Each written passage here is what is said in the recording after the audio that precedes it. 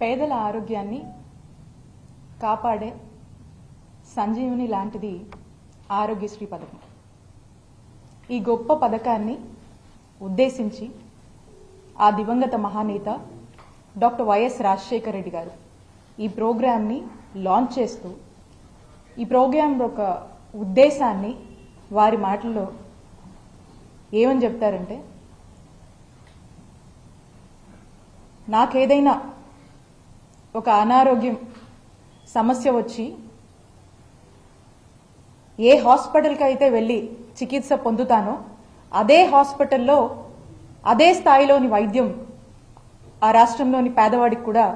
అందాలనేది మరి ఆ దివంగత నేత డాక్టర్ వైఎస్ రాజశేఖర రెడ్డి గారి ఉద్దేశం. అంటే దీని యొక్క ముఖ్య ఉద్దేశం మనకేమర్థమవుతుంది? ఏదైతే ఒక కార్పొరేట్ స్థాయి వైద్యం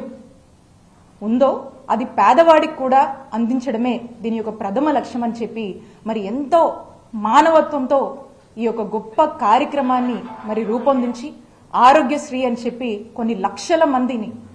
వారి యొక్క ప్రాణాన్ని కాపాడినటువంటి కార్యక్రమమే ఈ ఆరోగ్యశ్రీ పథకం. ఈ ఆరోగ్యశ్రీ పథకం మనం చూసినట్టయితే ఇదొక వెల్ఫేర్ ప్రోగ్రాము, వెల్ఫేర్ స్కీమ్ లాగా మనం చూసే కంటే కూడా ఏదైనా ఒక వెల్ఫేర్ ప్రోగ్రామ్ అంటే దాని మానిటరింగ్ వాల్యూ చూస్తాం. కానీ ఈ ప్రోగ్రామ్ చూసినట్టయితే దీంతో ఇది ఒక మానిటరింగ్ వాల్యూతో పాటు ఒక ఎమోషనల్ వాల్యూ కూడా ఉన్నటువంటి, అంత శాంక్టిటీ ఉన్నటువంటి ప్రోగ్రామ్గా ఆరోగ్యశ్రీని చూడాల్సినటువంటి అవసరం ఉంది. మరి ఇదే కార్యక్రమాన్ని, ఈ గొప్ప మానవత్వంతో కూడినటువంటి ఈ కార్యక్రమాన్ని దీన్ని నిజం చేస్తూ వైఎస్ఆర్ గారు తీసుకొచ్చినటువంటి ఈ కార్యక్రమాన్ని పేదలకు ఎంతో మంచి చేస్తుందనేటువంటి ఒక గొప్ప లక్ష్యం ఉన్నటువంటి ఈ కార్యక్రమంగా దీన్ని మా నాయకుడు జగన్మోహన్ రెడ్డి గారు దీన్ని మరింత స్ట్రెంథెన్ చేస్తూ మరి మేము అధికారంలోకి వచ్చిన దగ్గర నుంచి ఏ విధంగా అడుగులు ముందుకు వేశారో రాష్ట్ర ప్రజలందరికీ కూడా తెలుసు. జగన్మోహన్ రెడ్డి గారు అధికారంలోకి వచ్చే నాటికి 1059 ఉన్నటువంటి ఈ ఆరోగ్యశ్రీ ప్రొసీజర్స్ ఏవైతే ఉన్నాయో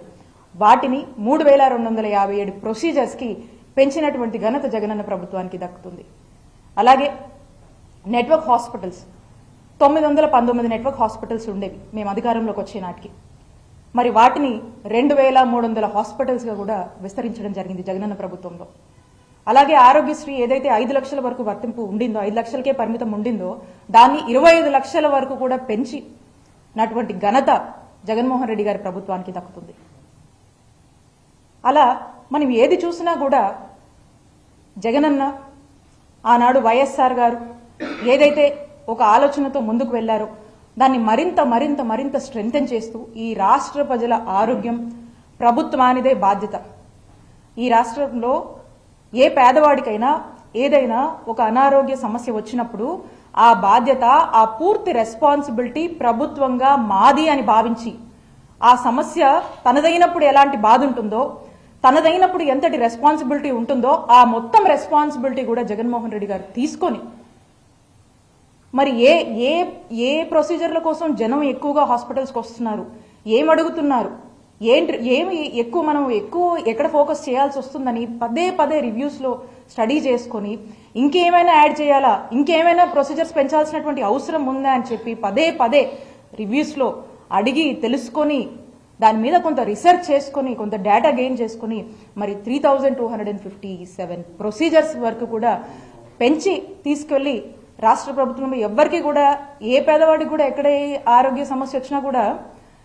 అది ఆరోగ్యశ్రీలో వాళ్లకు ఉచితంగా వైద్య సేవలు అందేవి. సో ఈ విధంగా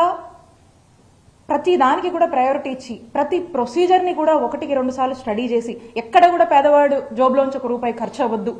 అనేటువంటి ఒక ఆలోచనతో పేదవాడికి పూర్తిగా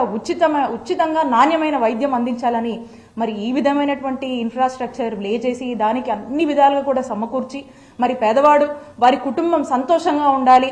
ఆరోగ్య ఆంధ్రప్రదేశ్ లక్ష్యంగా ఏ విధంగా జగనన్న ప్రభుత్వంలో మనం అడుగులు ముందుకు వేశామో మీ అందరికీ కూడా తెలుసు.